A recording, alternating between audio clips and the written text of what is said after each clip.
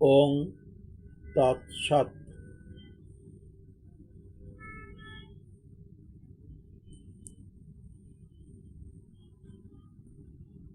ওং শ্রী পরমাত্মনে নমো। ওং নারায়ণং নমস্কৃত্য নরশ্চৈব নরোত্তমং দেবীং সরস্বতীং ব্যাসং ততো জয়মুদীরয়েৎ। মুখং করোতি বাচালং পঙ্গুং লঙ্ঘয়তে গিরিম যৎকৃপা তমহং বন্দে পরমানন্দ মাধবম। আমরা 84 লক্ষ যোনি পরিভ্রমণ করে দুর্লভ মানব জন্ম লাভ করেছি। মাতৃ জঠরে অবস্থানকালীন সময়ে শ্রীহরি ভগবানের সাথে আমাদের সাক্ষাৎ হয়েছিল। শ্রীহরি ভগবান আমাদেরকে অজপা মন্ত্রে দীক্ষিত করেছেন। প্রতিদিন 21,600 বার এই অজপা নাম উচ্চারিত হয় স্বয়ংক্রিয়ভাবে। আমরা মাতৃ জঠরে অবস্থানকালীন সময়ে পরমেশ্বর ভগবানের কাছে অঙ্গীকার করে এসেছি, জন্মের পর আমরা ধর্ম করব। ধর্ম পালন করা, ধর্মীয় নিয়ম অনুসারে চলাফেরা করা, এটা আমাদের সকলের কর্তব্য।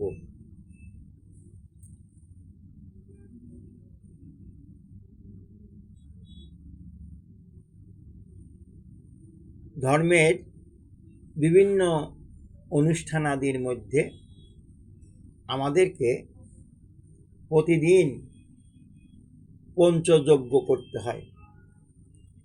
আজ তোমাদেরকে পঞ্চযজ্ঞ সম্পর্কে বলবো।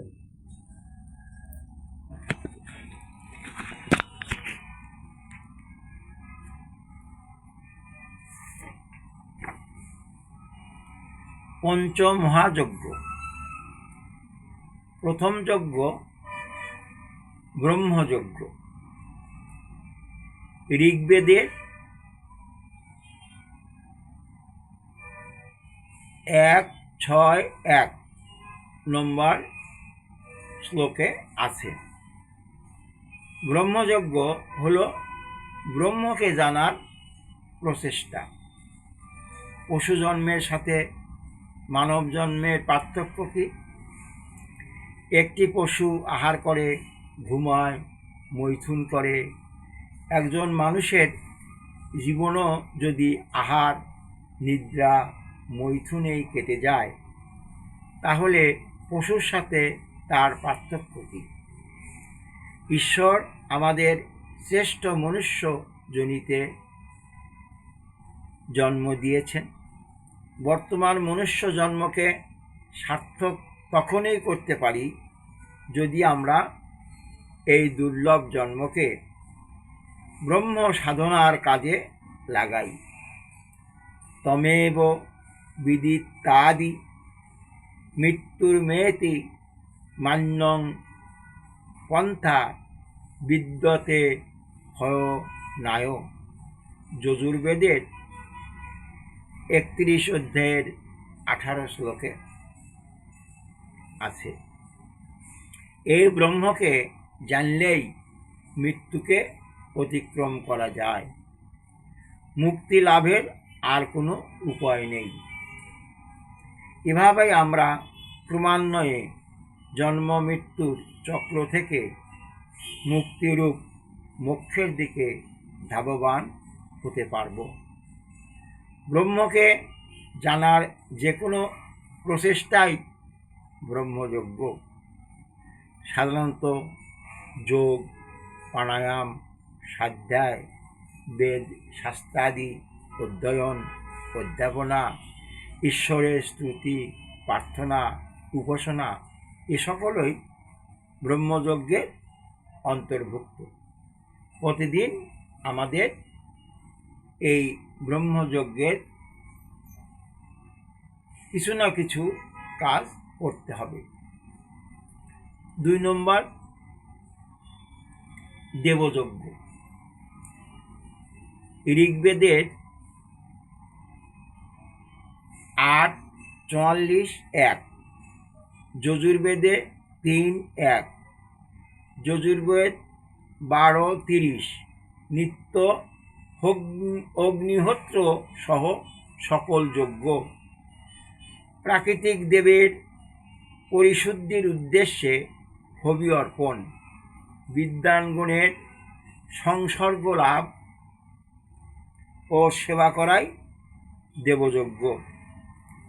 গীতায় রয়েছে প্রতিদিন কিংবা বিশেষ তিথিতে কাষ্ঠ, নানা আহার্য শস্যদ্রব্য, ঘৃত, সুগন্ধি, মশলা, কেশর, জাফরান, পুষ্প প্রভৃতি দিয়ে যজ্ঞ করতে হবে। নানা সুগন্ধি দ্রব্য হবি দেওয়ার ফলে বায়ু বিশুদ্ধ ও নীরব থাকে। 3, পিতৃযজ্ঞ। যজুর্বেদের 2:34 আমাদের প্রপিতামহী, পিতামহ, পিতামহী, মাতা, পিতা, স্বগোত্রীয় কোনো বয়োজ্যেষ্ঠ গুরু বা আচার্য তথা অন্য যে কোনো বিদ্বান বা শিক্ষিত ব্যক্তি যারা অনুভবপ্রবীণ, জ্ঞানপ্রবীণ ও মান সম্মান পাওয়ার যোগ্য তাদেরকে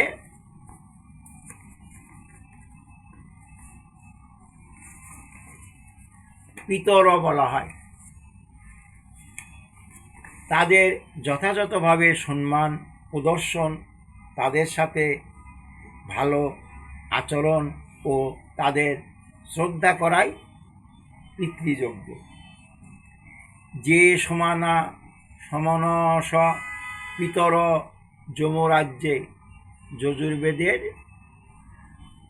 19 অধ্যায়ের 45 শ্লোকে উল্লেখ আছে। পিতৃভ্য সদাইভ্য সদানম, যজুর্বেদের 19তম অধ্যায়ের 36 শ্লোকে উল্লেখ আছে।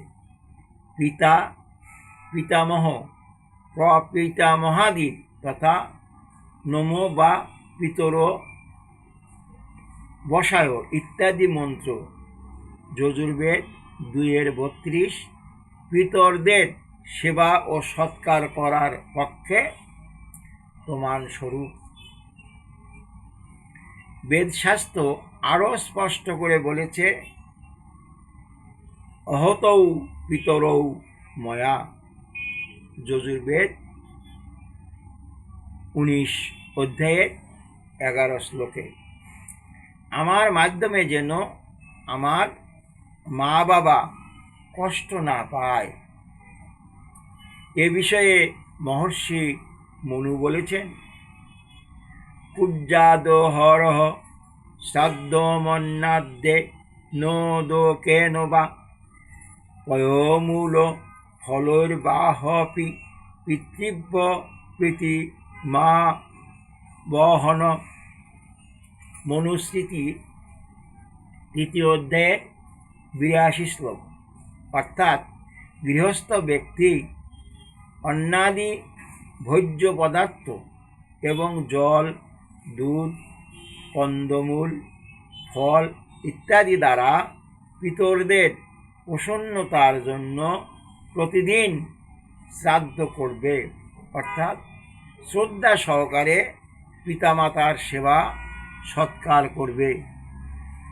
এখানে ভগবান মনু স্পষ্টভাবে জীবিত পিতরদের সেবা করার জন্য বিধান দিয়েছেন এবং সেটি প্রতিদিন করতে বলেছেন।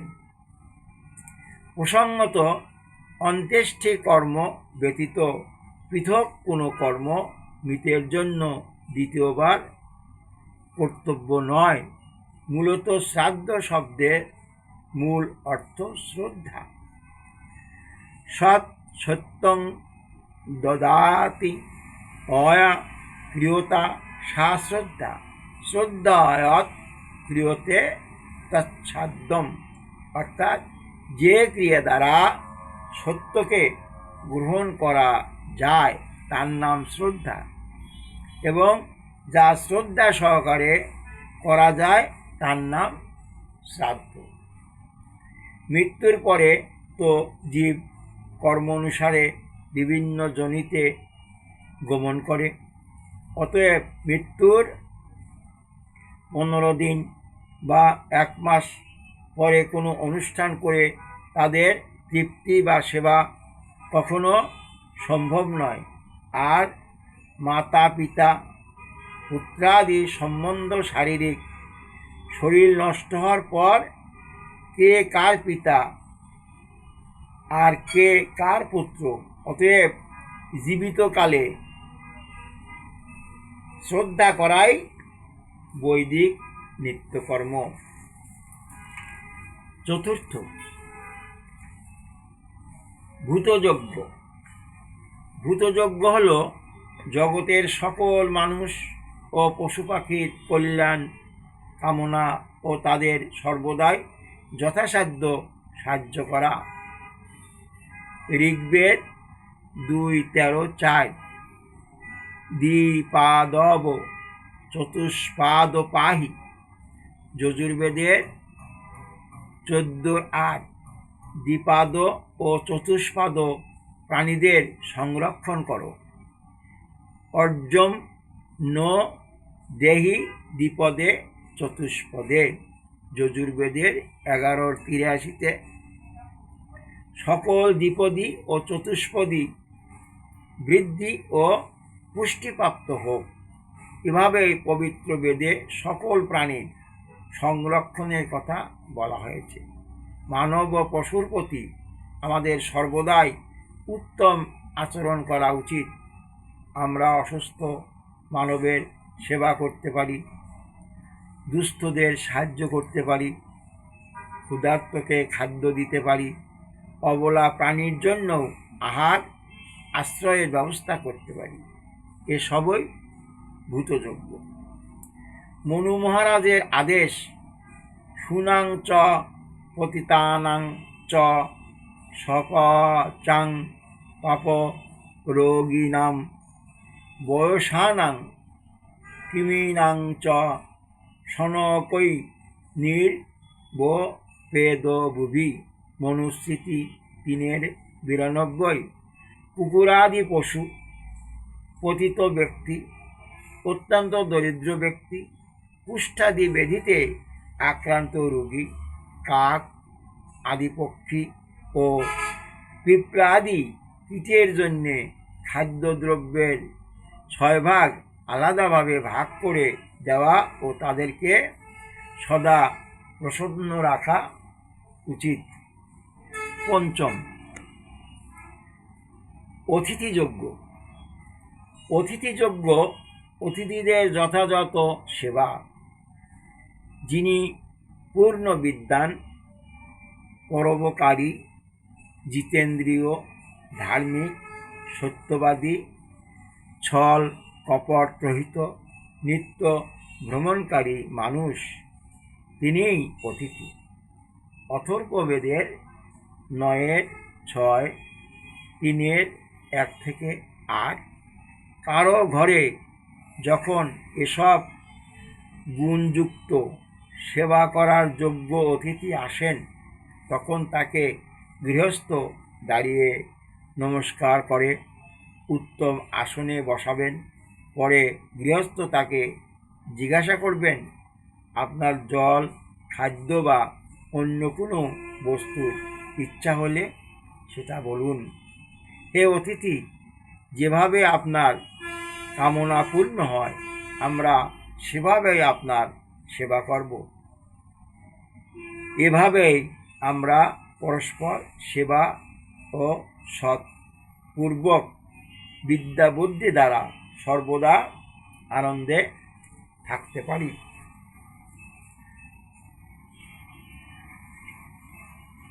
আমাদের ধর্মে বলা আছে, ধর্ম রক্ষতি রক্ষিত। আমরা যদি আমাদের ধর্ম রক্ষা করে চলি, আমরা যদি ধর্মের নির্দেশিত পথে চলি, ধর্ম আমাদেরকে রক্ষা করবে